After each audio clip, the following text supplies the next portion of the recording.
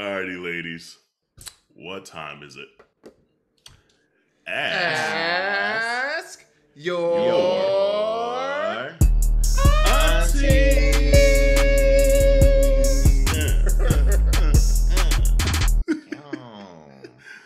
Who wants to read it? I could read it. Okay. It says, "Hey, aunties. I have this stainless steel toy and it rocks my world.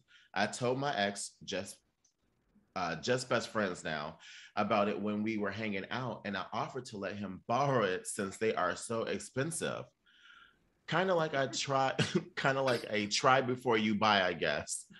I should have read this before I volunteered. Oh my God. I was like, okay, go ahead, girl. I could have read it, but anyway, the guy I'm currently hooking up with was greatly disturbed that I let someone else use the toy. My question is, if proper sanitation takes place, is it a weird or unusual thing to do? Lend out a toy. What issues does anyone see with the practice? Remember, it's stainless steel, nothing porous. Porous. The porous. Porous. Yeah. Oh, it's porous. Yeah. Nothing potpourri. Right. Poopery, nothing poopery. I mean, I get it. Like, I get it in theory. Yes, stainless steel, and it's easier to clean and things like that. So I don't think a sanitation thing in this regard would probably be an issue. But it is a little odd. It's like, hey, boo. You want to try my butt plug? You want to try my dildo? You want to try my stainless steel toy? Like, even as much as you enjoyed it, even as much as you hyped it up, it is a little weird. I wouldn't be going over to Dewan and be like, "Hey, man, guess what? I got this new toy." That's because that's not her ministry. Oh, that's what this thing is? Okay. Oh, he done looked it up. Yeah. So I don't know, or even drill. It is your ministry. I don't know if I'm like, hey, but I might be like, hey, yo, I got this new toy. You need to check it out. Here's the link. I'm not about to FedEx the toy to you. I don't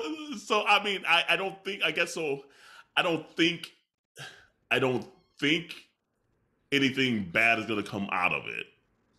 Especially since it's stainless steel. However, it might be slightly odd to just lend your toy out to willy-nilly to your friends. I agree. I agree with you. I think it's odd. Now, I think it's odd to just like willy-nilly lend your sex toys out to anybody. I mean, that's just, whatever. That's odd. It's not it's not impossible to do, but just odd. What I was just thinking about was the dynamic of, because I'm sure we all have friends that we've had sex with, like, we dated them, didn't work. I don't see with my friends. That's called a fuck buddy. You are still not in contact. Did you say your best friend was someone you used to date? Exactly, for 6 months.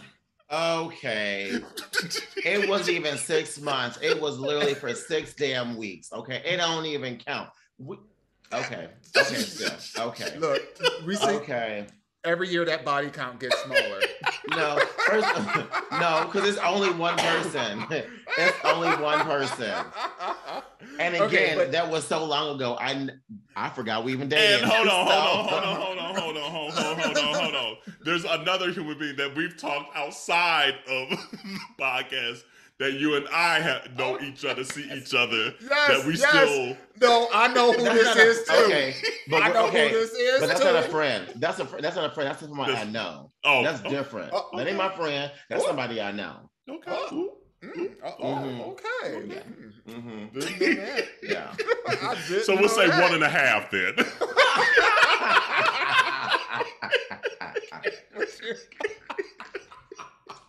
And regardless, community, they are still part of the 26. Ain't no numbers going up nowhere. Okay, these ain't brand new people. So long story short, I was just trying to put in context, like, okay, it appears that all of us have had somebody that we were dating. This bitch. I forgot you were in the screen. have had somebody that we've pursued sexually or like dating wise or whatever, Right. that it didn't work out for whatever reason, and we become friends, right? So a lot of us have had that. I could imagine, like when you've seen, your friend sexually, like their Yeah. booty hole, their whatever. I feel like the dynamic is a little bit different than just a friend like that you haven't experienced sexual stuff with them Right. physically. So the notion of potentially sharing a toy with somebody you didn't already did a nasty with, in my mind, isn't as bad as oh, you and your bestie that you've never had any kind of like sexual, like there's a line, we sisters, we brothers, we Right. we doing this, Right. we not like bump bump bump. So not B2K. Which we need to talk about that versus. Let me write that down too. But, so I feel like I do feel like, for validation's sake, it may feel weird to the current guy that you're seeing, the person that wrote this. But I think in the context of the fact that y'all then had sex with each other, probably did whatever with each other's bodies, I don't think that's as unusual, Right. under that circumstance. But if it was anybody else, if it was just you and your friends talking about, what stuff you do with yourself, and oh yeah, can I borrow that? These are personal devices, not for sharing in that kind of way, in my opinion. What do you think, Drew? I agree with you, Dewan, a lot. And especially because now when I think about Paul, like my best friend. You don't put up the name. I didn't put his name out here in many episodes now. So you gonna put that up? You gonna put that other name out there? Nope. Okay, because I was gonna let Carell do that one because that's not my friend. That is someone I know. Okay, but oh my God.